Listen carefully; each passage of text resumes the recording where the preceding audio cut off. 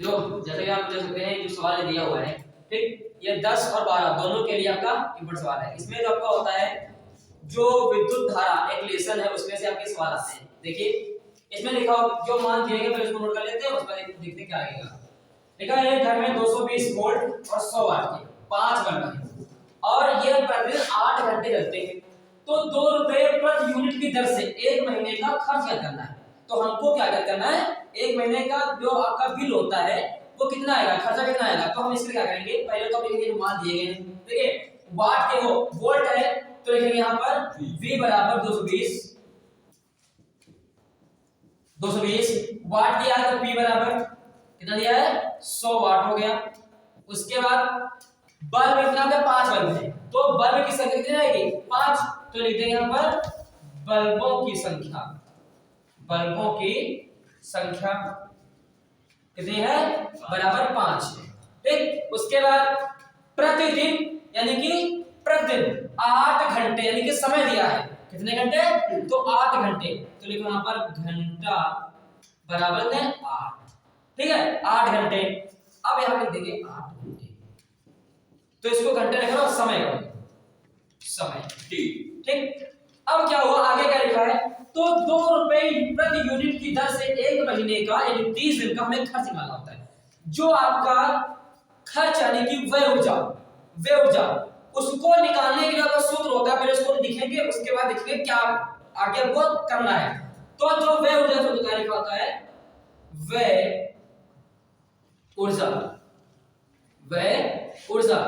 और व्यय ऊर्जा को हम क्या कहते हैं यूनिट भी कहते हैं, क्या कहते हैं यूनिट भी कहते हैं। और इसको हमें कभी देखा होगा पढ़ा होगा आप लोग कि 1 किलोवाट घंटा कैसे कहते हैं, ठीक। तो इसको हम व्यय ऊर्जा कहते हैं, 1 यूनिट कहते हैं आप किलोवाट घंटा कह सकते हैं। तो जो आपका व्यय ऊर्जा का सूत्र होता है बच्चा वो होता है वाट घंटे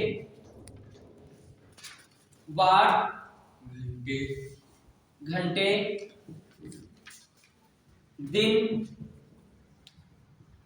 वाट घंटे दिन और संख्या, ठीक।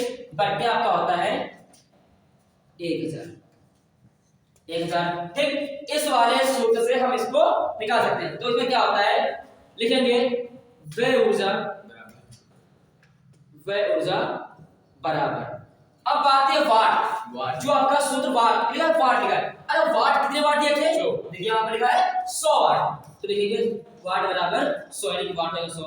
अब घंटे कह रहा है तो कितने घंटे की बात करें, 8 घंटे की इनटू, अब दिनों के दिन लिखा होता है कितने दिन आपके 30, तो एक माह का मतलब होता है 30 दिन, ठीक है। तो 30 इनटू संख्या देखिए आपको संख्या किसकी, पंखे लगे होते हैं, फ्रिज लगा होता है या आपके बल्ब लगे होते हैं, ठीक है। जितने जिसकी किसी भी चीज की संख्या दी होती है उसको मैं यहाँ लिखना पड़ता है। तो चाहे तो आप इसका मान अलग निकाल लीजिए, जो आपके बल्ब भाई 5 बल्ब लगे हैं और एक बल्ब का है कितना 100 वाट का, तो चाहे आप ऐसे कर लो और चाहे यहाँ रख के कर लो, आपका वही होता है, आना आंसर उतना ही होता है, ठीक है। तो क्या करिए यहाँ पर संख्या कितनी दिया गया आपको 5,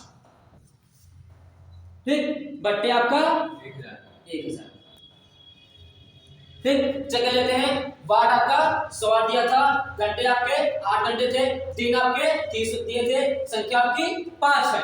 अब इसको हल कर लेते हैं, आपका देखो अब हल करना है तो पहले हम कैंसिल कर लेते हैं, देखो 1 0 ऊपर से कैंसिल, 1 0 से कैंसिल, एक यहाँ से कैंसिल, एक यहाँ से कैंसिल, एक यहाँ से कैंसिल, एक यहाँ से कैंसिल। देखो अगर हमें सवाल को छोटा करना होता है तो हमको शॉर्ट में हल करना पड़ता, अगर सवाल को हम ऐसे हल नहीं करेंगे तो क्या होता है परीक्षाओं में आपका समय ज्यादा जाएगा और कोई आपको फायदा नहीं मिलता है।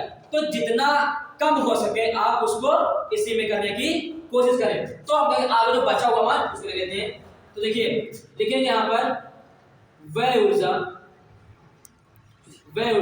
बराबर, देखो यहाँ आपका 1 बचेगा और इसका गुणा करोगे तो आपका वही रहेगा यानी कि 8 इंटू आपका 3 इंटू आपका 5, बट्टा कितना हो गया 1 बचा है, तो भाग करोगे तो वही रहता है, यानी कि सब वही काम ही नहीं रह गया है, तो इसको हम मिटा देते हैं। अब आगे इसको हल कर लेते, देखिए यहाँ पे देखो यहाँ पे 8 बचा हुआ है, 3 बचा हुआ है, 5 बचा हुआ है, तो क्या करेंगे 5 या 15 और 8 इंटू करेंगे, तो यहाँ देखिए देखेंगे पहले व्यय व्यय ऊर्जा बराबर कितना होगा आपका 15 इंटू 8 तो 120 होता है। ठीक, तो यहां बनाएंगे 120। अब जो आपका ये होता है तो 5 या 15 15 120 होता है, तो हम इसको यहां से डायरेक्टली हटा देते हैं। अब जो आपका ये व्यय ऊर्जा आई हुई है तो आइतना ये 120 और जो व्यय ऊर्जा का मात्रक होता है वो आपका होता है यूनिट, तो लिखिए यहां पर यूनिट। ठीक, अब जो आप निकाल के लाए यूनिट, अब देखो सवाल में आपका ये मान आ गया, ये जो आपका 120 यूनिट आई हुई है ये आपकी यूनिट की संख्या है कि 120 यूनिट आपकी ऊर्जा व्यय। अच्छा सवाल में कुछ और भी कह रहा था, सवाल में कह रहा था तो लिखा है 2 रुपए प्रति यूनिट, यानी कि अगर कह रहे हैं 1 यूनिट का 2 रुपए, 1 यूनिट का 2 रुपए है, तो अब हमने निकाला हुआ कि हमारे घर में कितना 120 यूनिट आए हुए, ठीक कि 120 यूनिट है। अब जो व्यय ऊर्जा होती है, जो यूनिट होती है, यूनिट व्यय ऊर्जा की मात्रा है और व्यय ऊर्जा आपकी होती है उसे हम क्या कहते हैं, सिंपल बात में यूनिट, यानी कि जो क्या बोलते हैं ऊर्जा होती है नष्ट होती है, खर्च होती है। तो ये आपका हो गया। अगर कह रहा है 1 यूनिट का 2 रुपए, तो हम अगर 120 आया तो इंटू करा देंगे, बोला अगर आपका खर्च तो यहाँ लिखेंगे खर्च, खर्च बराबर 120 इंटू 2, तो आपका बराबर आ जाएगा कितना, चलो 0 2 गुना 4 2 एकम 2, ये आपका आ गया 240 रुपए।